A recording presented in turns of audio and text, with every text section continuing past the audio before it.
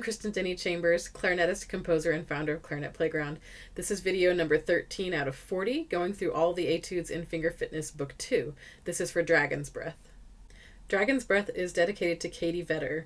Katie and I met when we were doing our studies at the University of Colorado in Boulder, and we were fast friends. We connected really well, and we did all kinds of fun activities and things together, even did some traveling together.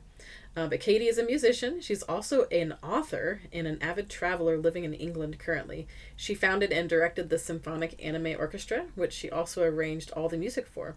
Although the orchestra is no longer active, Katie found her love and nerd culture and writing music translated well into the literary world. She has a self-published trilogy, The Thorns of Charbon Institute, available on Amazon, and is publishing a second trilogy with Scarsdale Publishing for the winter of 2022. I'll put some links down below so you can access her books. Katie believes that balance is important, and in addition to her writing, she still plays with a few local symphonies, coaches small ensembles, and teaches privately. I definitely had Katie in mind while I was writing Dragon's Breath. She loves dark things, she loves Dungeons and Dragons, video game type of things, science fiction, so it just seemed very fitting. Let's take a look at the music now. At the bottom of each page in this book, you'll find one or two practice tips. For this one, we have experiment with different combinations of resonance fingerings and or side B flat in measure 1 through 2 and similar places. We'll go over that here in a little bit. At the top of each page, you'll find 2 finger drills. These are so critical. Make sure you practice them individually because this is the challenge that's folded directly into the music. For this one, we play from E to A, which is a challenge all in itself because we have to go to that A key and lift our thumb and our first finger. So I think about leaning in or leaning back, however you want to think of it, into that A key so that we avoid the lift and place problem that some people will have. So you want to just have that nice lean right back into that key, which is why it's shaped the way it is. You can just roll back and forth into it. And I sometimes practice just that first finger from here and rolling back, here and rolling back, and then add the thumb to the mix and try to work on coordinating that. The second one is E to B flat. If we do the traditional fingering, we're going to be also sliding up to the register key. So from this side view, we're going to be going from here to here, which can be very tricky. So I try to think of it like my fingers are just in a normal position here, and then I bend up and then come back down and bend up and come back down. You do want to make sure you clear that top hole. If you're too much hovering over it, it'll make the B flat sound very flat.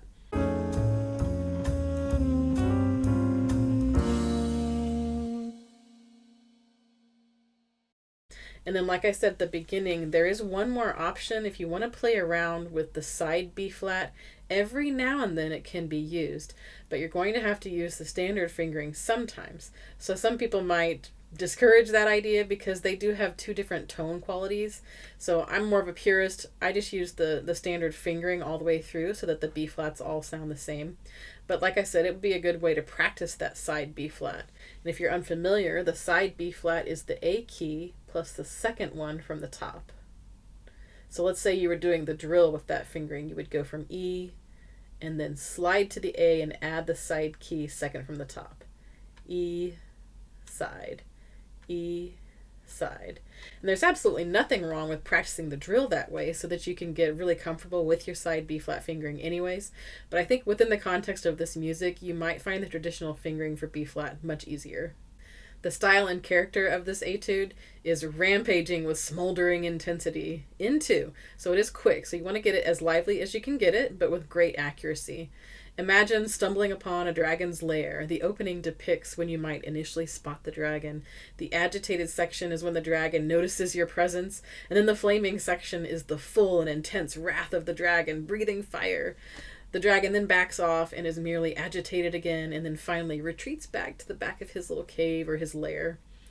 So showcase the smooth legato where it's marked, the clear staccato in the mixed articulation section, and well-pronounced accents in the flaming section. That's going to be very critical. Let's take a look at some samples from these different areas. So in measure 1, we do start quietly. It's a little more subdued, and the rampaging comes a little bit later.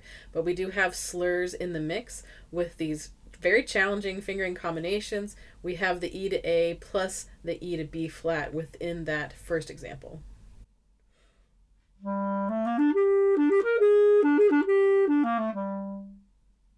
In measure 9, we get this agitated section that has some mixed articulation, so be as clear as you can with the staccato.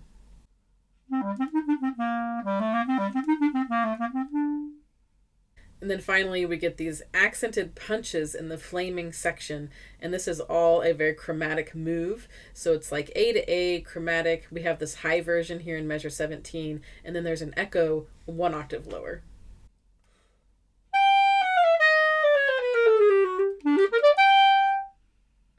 The rhythms in this etude are pretty standard to a compound meter. We're going to run into running 16th notes, dotted 8th notes, plus a few plain eighths and quarter notes. And what I like to do, like at the beginning, is I subdivide those dotted 8th notes, something like this.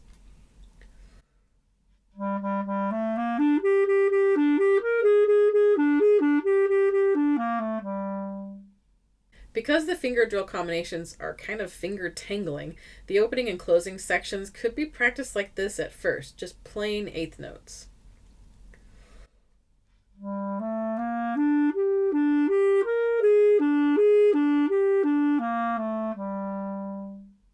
The quick move from E to B flat is where we really are challenged with our technique. So that's the part that I have to work on the most too when I come back to this one. Now let's look at some areas for focus. Aside from the obvious finger drill challenges, there are a couple of other places to take a look at. So measure 8 and 32 might surprise you, so plan ahead there.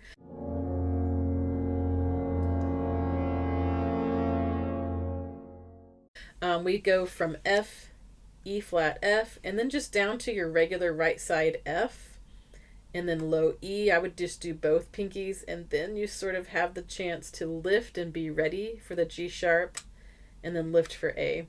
You could also, go from F, and immediately you can transfer your finger and trade right to left. But I like to kind of put that E down with the F and then lift it up and then go to the G sharp for a cleaner transition. In measure 32, we have the A minor arpeggio following that same move. So there's a little bit more activity going on there. So we go F, E, F, low F, E, G sharp, and then up the A minor arpeggio right after that. Measure 9 through 16, the agitated section, focus on clear articulation and really even fingers in the running 16ths. This is where we have a lot of activity. So your fingers are flying, you've got a lot of articulation going on, so you may be spending a lot of time here to really clean things up. I already played from 9, so I'll play this section starting at 13 so you get an idea of this part too.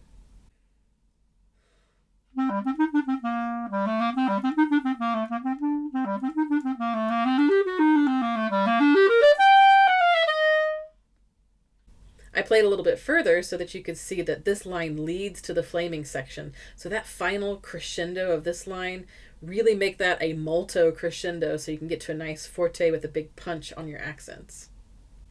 And when we get to the flaming section, we have chromatics.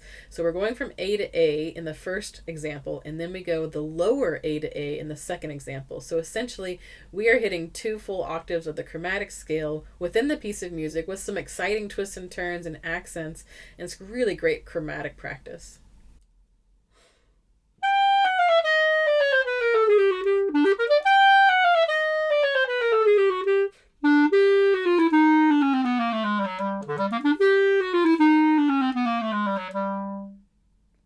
And now for a few final thoughts. This etude is very character driven and follows a long plan of building intensity and then retreating.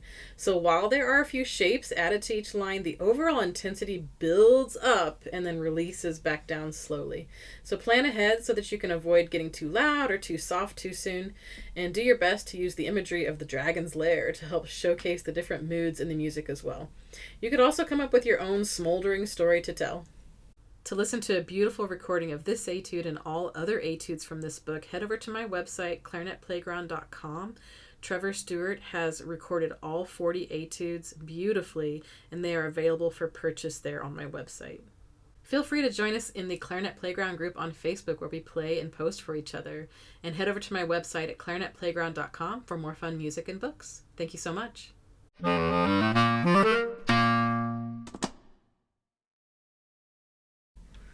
It's gonna get